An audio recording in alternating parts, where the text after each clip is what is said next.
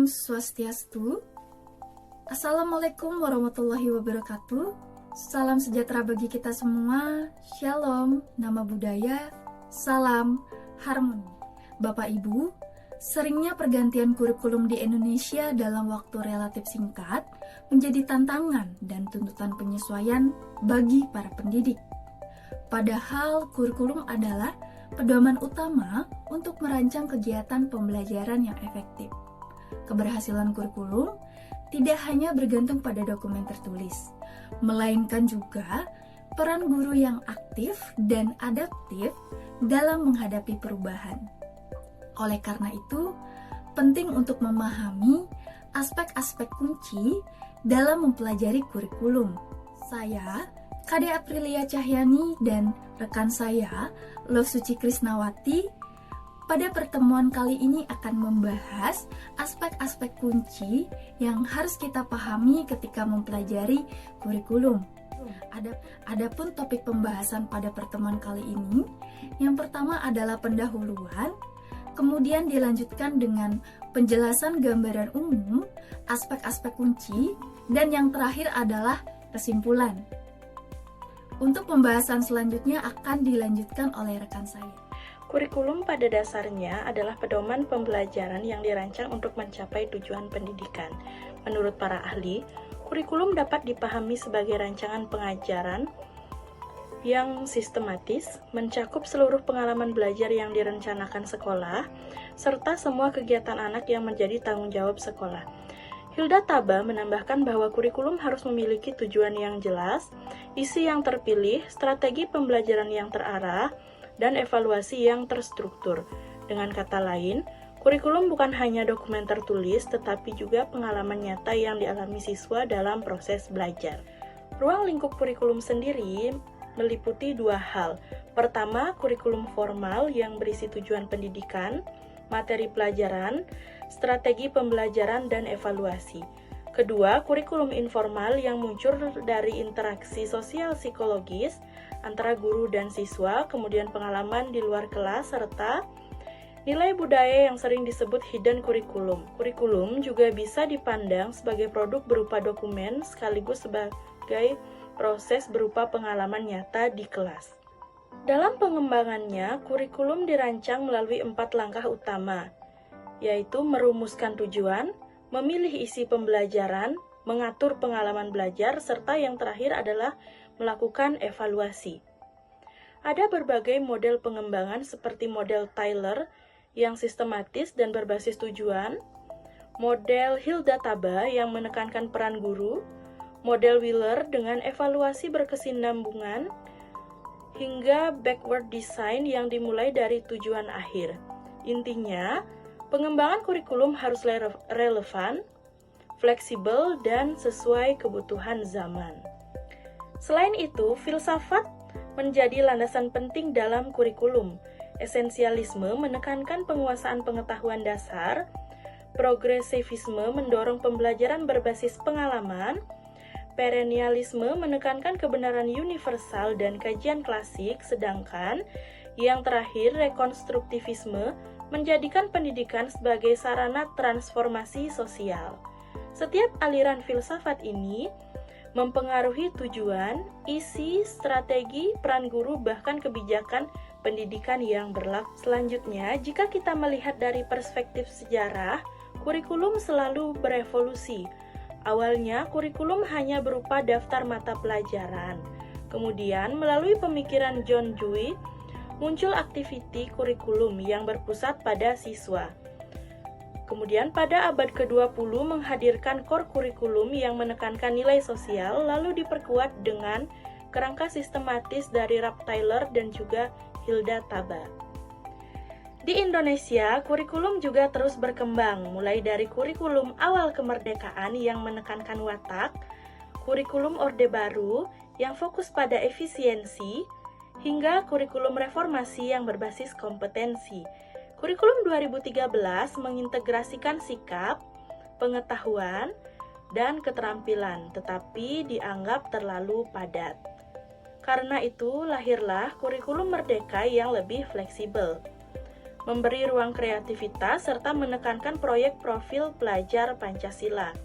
Bahkan, kini kurikulum Merdeka sudah memuat mata pelajaran baru seperti coding dan juga AI agar lebih relevan dengan tantangan zaman. Aspek selanjutnya adalah teori dan model kurikulum. Teori kurikulum menjadi landasan penting yang membahas bagaimana kurikulum dikembangkan, dipahami, dan diterapkan.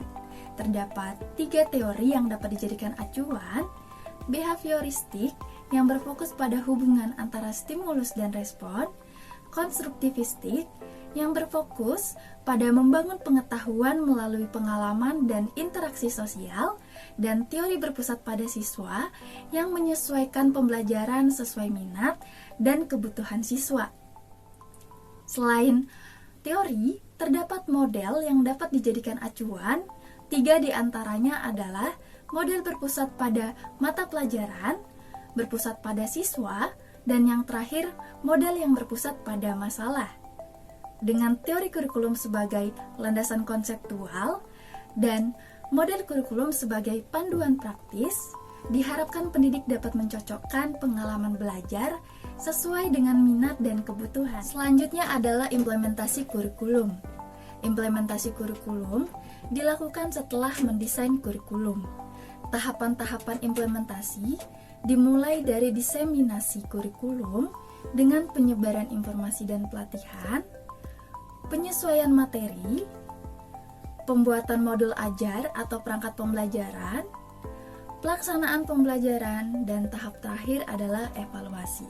Dalam tahap implementasi, ditemukan beberapa tantangan, di antaranya adalah keterbatasan sarana prasarana, kesiapan guru, kesenjangan kebijakan, dan kesulitan untuk menyesuaikan kebutuhan siswa.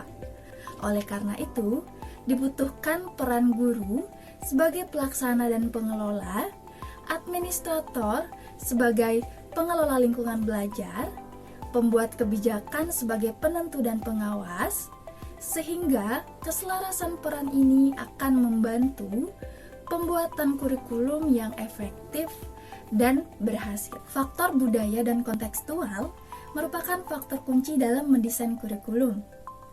Budaya membentuk identitas dan membuat pembelajaran lebih bermakna.